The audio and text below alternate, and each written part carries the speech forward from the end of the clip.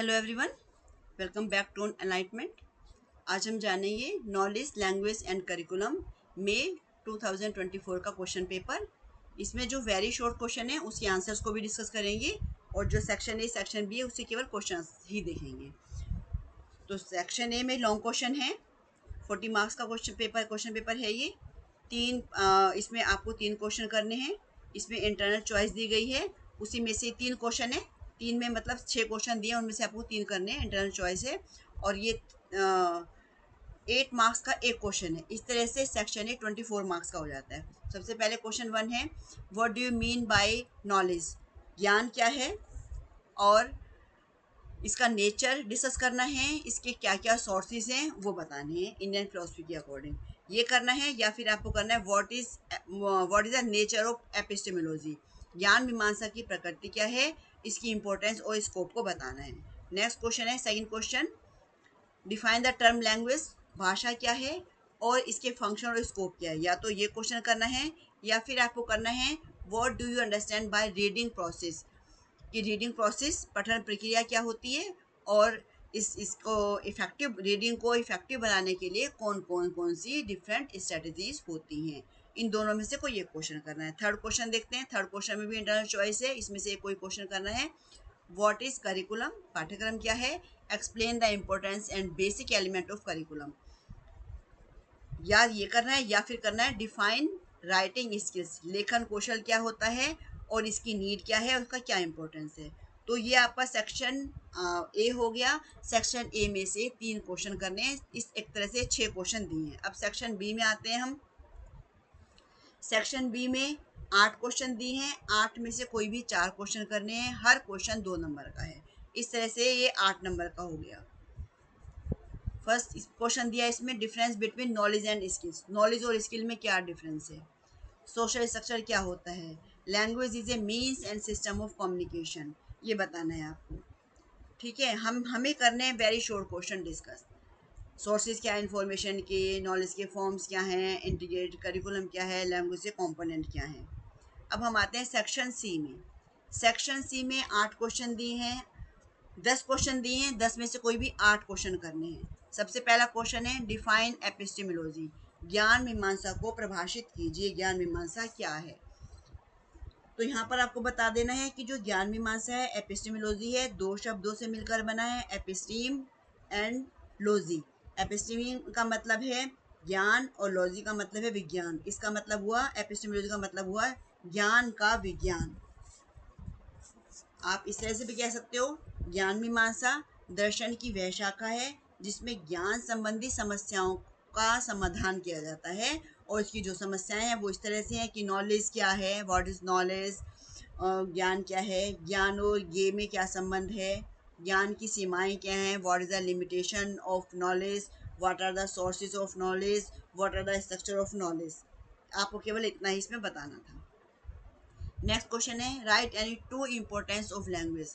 भाषा के कोई भी 2 महत्व। भाई भाषा के बिना तो हमारा कोई अस्तित्व ही नहीं है, तो इसके कोई 2 इम्पोर्टेंस आपको बतानी है। भाई क्या बता सकते हो आप इसमें? सृजनात्मक विकास होता है, क्रिएटिविटी डेवलप होती है, और इंडिविजुअल का अपना डेवलपमेंट होता है, व्यक्तित्व विकास होता है, सामाजिक सांस्कृतिक विकास होता है, नॉलेज मिलती है हमें इससे, कम्युनिकेशन का साधन है ये एक भाषा। हम अपनी बात दूसरे तक भाषा के माध्यम से पहुंचा सकते हैं, ज्ञानार्जन किया जा सकता है। इसमें कोई भी आपको 2 लिख देने थे, आपको पूरे पूरे मार्क्स मिलेंगे उसमें। What do you mean by core curriculum? अब कोर करिकुलम क्या है? भाई आप बीएड कर रहे हो तो कोर करिकुलम आपको पता ही होगा।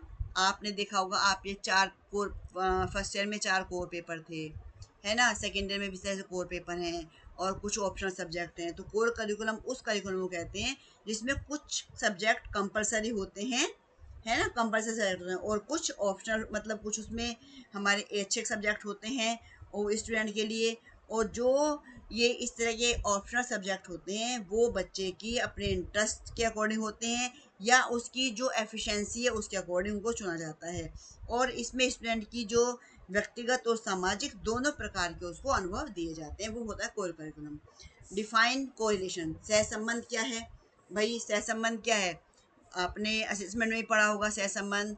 और इसमें ही पढ़ा हुआ कि हम इकोनॉमिक्स के साथ कॉमर्स कैसे कोरिलेट करके पढ़ाते हैं, है ना, एक सब्जेक्ट का दूसरे सब्जेक्ट के साथ क्या कोरिलेशन है।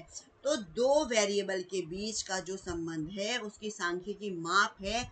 और ये जो सहसंबंध है दोनों जो रैंडम वेरिएबल हो या इनके बीच कोई भी जो नंबर वाला रिलेशन होता है, चाहे वो कारणात्मक होता है या कारणात्मक ना हो, मतलब ये सहसंबंध किसी भी प्रकार के जुड़ाव को प्रदर्शित करता है। जैसे हम कहते हैं ना कि भाई कुछ सब्जेक्ट ऐसे होते हैं कि हमें कोरिलेट करके पढ़ाना चाहिए, तो वो क्यों कोरिलेट करके पढ़ाते हैं? क्योंकि एक सब्जेक्ट का दूसरे सब्जेक्ट से सहसंबंध होता है, उसका रिलेशन होता है। What is knowledge pattern? अब नॉलेज पैटर्न क्या है? एक पैटर्न, भाई क्या ज्ञान का प्रतिमान क्या है? तो ज्ञान का क्या प्रतिमान है? जो हमारी जो पूरा सोशल स्ट्रक्चर है या सामाजिक संरचना है, वो ज्ञान का एक तरह का प्रतिमान है। मतलब सामाजिक जो हमारा सोशल स्ट्रक्चर है उसके निर्माण में भी नॉलेज का बहुत इम्पोर्टेंस है। हम समाज जो हमारा सोशल चेंज है वो कैसे आता है? भाई हमारी सोसाइटी में जो चेंजेस होते हैं, ये पैराडाइम है, सामाजिक सुधार है, नई सामाजिक व्यवस्था है, आर्थिक विकास, सामाजिक संभाव, ये सब है। नेक्स्ट क्वेश्चन है right to characteristics of incentive reading. आपने पढ़ा होगा गहन पठन क्या होता है? तो गहन पठन नाम से ही समझ आ रहा है कि इस तरह पढ़ना, किसी भी पाठ को गहराई से पढ़ना, गहराई से समझना, और उसका उद्देश्य होता है कि भाई हमें डीपली उसकी नॉलेज होनी चाहिए। तो गहन पठन से जो स्टूडेंट हैं वो कंटेंट में लैंग्वेज पर ज़्यादा ध्यान दिया जाता है। एक तो ये विशेषता है इसकी कि गहन पठन में जो स्टूडेंट हैं वो कंटेंट में भाषा पर अधिक ध्यान देता है।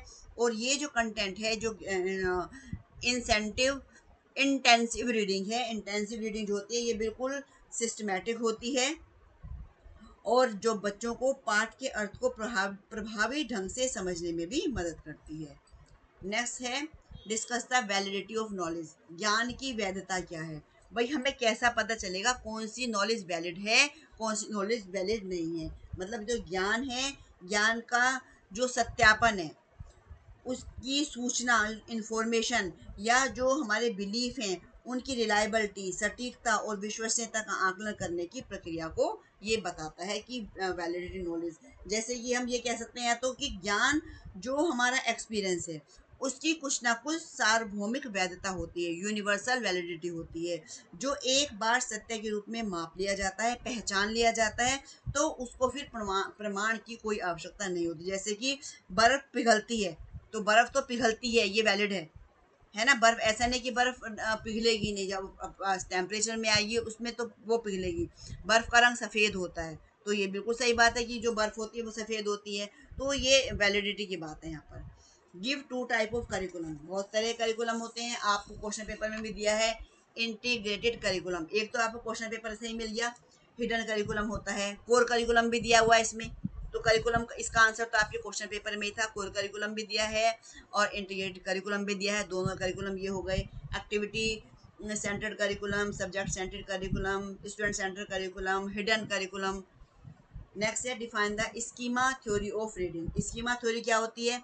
भाई स्कीमा क्या होता है? ये हमारा एक मानसिक जो है ढांचा है, जिसका कि अ, ऐसी मानसिक हमारी संरचनाएं जिनका जनरलाइजेशन किया जा सकता है, जो किसी विषय वस्तु के बारे में निर्मित होती है, बनी हुई होती हैं। उससे हमें सामाजिक सूचनाओं को संगठित करने में सहायता मिलती है। हमने कोई फूल देखा, गुलाब का फूल देखा, तो हमें हमारे मन में पहले स्कीमा बना हुआ है कि इसका कलर ऐसा होता है, हमें देखते ही समझ आ जाएगा कि ये इस तरह का है। तो ये स्कीमा होगा। मतलब स्कीमा मतलब सामाजिक सूचनाओं को संगठित करने में सहायता प्राप्त होती है, और एक ये मानसिक संरचना होती है जिसका जनरलाइजेशन कर सकते हैं, और वो किसी वस्तु के बारे में पहले से ही निर्मित होता है। नेक्स्ट क्वेश्चन है right to characteristics of note making. जब हम नोट बनाते हैं तो उनकी क्या क्या कैरेक्टरिस्टिक्स होती हैं? भाई जब टिप्पणी लिखते हैं हम या नोट बनाते हैं, ये क्यों बनाते हैं? जो जो फैक्ट हैं या जो हमें जानकारी मिल रही है उसको क्रमबद्ध तरीके से सही से हम लिखते हैं।